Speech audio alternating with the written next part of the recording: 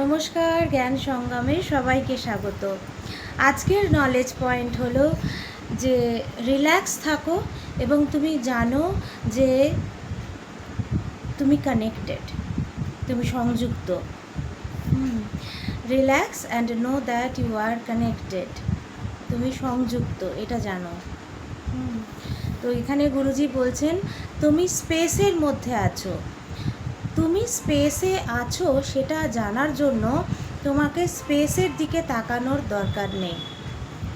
তোমাকে পুনরাবৃত্তি করতে হবে না যে আমি স্পেসে আছি, আমি স্পেসে আছি। তুমি সিম্পলি অ্যাকসেপ্ট করো এবং অ্যাজিউম করো that you are in space.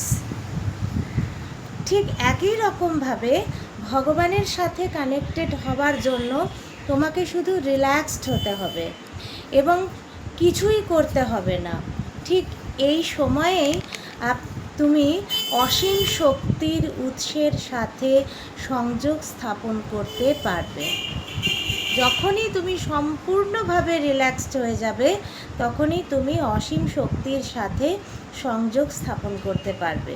ধৈর্য ধরো, তাড়াহুড়ো করবে না।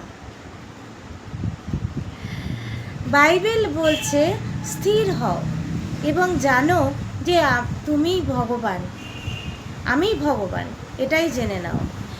যখন তুমি স্থির হয়ে বসো, ধ্যান করো এবং তুমি রিয়ালাইজ করবে যে তুমি স্পেসে আছো, যখন তুমি রিয়ালাইজ করবে যে তুমি স্পেসে আছো,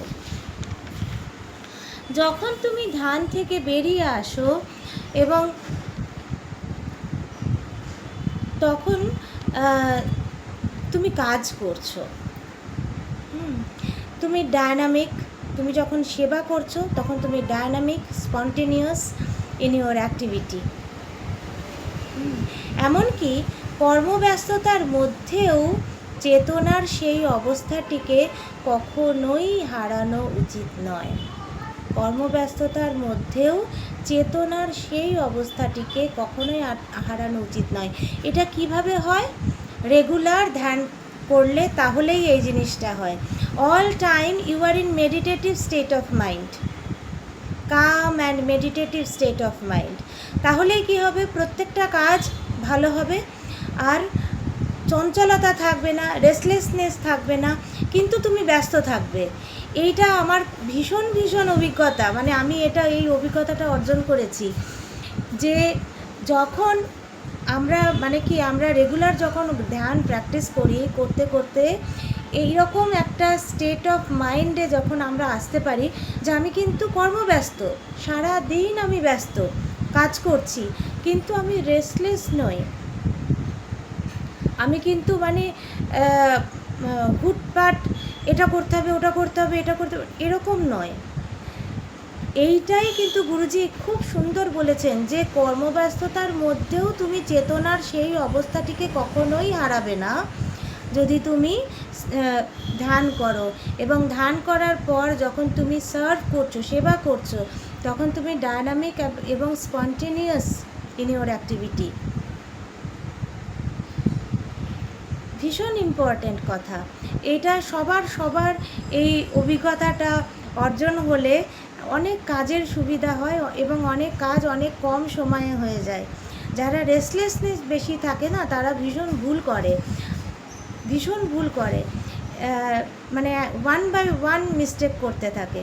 কিন্তু যারা কর্মব্যস্ত কিন্তু মাথাটা ঠান্ডা আছে, ভেতরটা ঠান্ডা আছে, ঠিক আছে, করছে কাজ, তাদের কিন্তু ভুল হয় না বা ভুল কম হয়, সেরকম হয় না। তাদের প্রত্যেকটা কাজই পারফেকশনের সাথে হতে থাকে এবং তারা কিন্তু কর্মব্যস্ত থাকে। এটা খুব ভালো করে মাইনিউটলি বোঝার বিষয় আছে।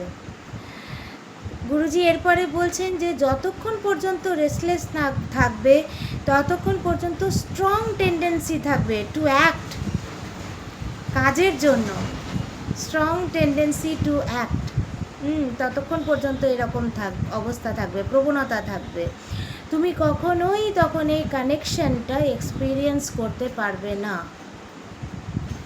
যতক্ষণ তুমি এই রেস্টলেসনেসের মধ্যে থাকবে ততক্ষণ তুমি কখনোই এই কানেকশনটা অনুভব করতে পারবে না। সেই জন্য মেডিটেশন করা ভীষণ ইম্পর্ট্যান্ট এবং রিল্যাক্স থাকার দরকার।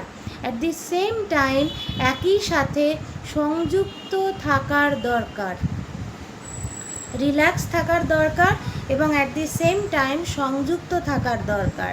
Connected, you feel connected. এই আকাঙ্ক্ষাটিকেও বাঁচিয়ে রাখো।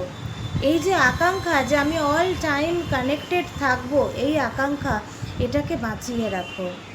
এটি তোমাকে ধাপে ধাপে এগিয়ে নিয়ে যাবে, বিশ্বাস হয়ে যাবে, তাহলে শ্রদ্ধা আসবে এবং প্রত্যেকটা কাজ পারফেকশনের সাথে হবে। সেটাই তখন আমাদেরকে কি করবে, ধাপে ধাপে এগিয়ে নিয়ে যাবে। প্রশ্ন, একজন প্রশ্ন করেছেন, আমি কি তোমার সাথে সংযুক্ত বা তুমি আমার সাথে সংযুক্ত? গুরুজিকে জিজ্ঞেস করেছেন, আমি কি তোমার সাথে সংযুক্ত বা গুরুজি, বা তুমি কি আমার সাথে সংযুক্ত? গুরুজি বলছেন যে তোমার সাথে আমার কখনোই নতুন করে যুক্ত হওয়া সম্ভব নয়, কারণ আদতে আমি তোমার থেকে কখনোই আলাদা ছিলাম না। কি অসাধারণ উত্তর, যে তোমার সাথে আমার কখনোই নতুন করে সংযুক্ত হওয়ার কোনো সম্ভাবনা নেই। কেন না, কারণ আমি তোমার সাথে আদতেই সবসময় মানে কোনো সময় মানে আলাদা ছিলাম না, কারণ আদতে আমি তোমার থেকে কখনোই আলাদা ছিলাম না। কি সুন্দর কথা, যে তোমার সাথে তো আমি আলাদা ছিলামই না, তাহলে তোমার সাথে আমি নতুন করে সংযুক্ত কী করে হব? আমি অলরেডি কানেক্টেড, তোমার সাথে আমি অলরেডি সংযুক্ত। এটাই বলেছেন গুরুজি। তো এই হচ্ছে আজকের নলেজ পয়েন্ট।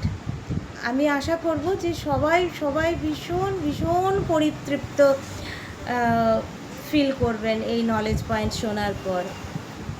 রেগুলার ধ্যান করতে থাকুন আর নলেজ পয়েন্ট শুনুন, সবাইকে শেয়ার করে দিন, সবার ভালো লাগবে। নমস্কার, দেখা হচ্ছে পরবর্তী এপিসোডে।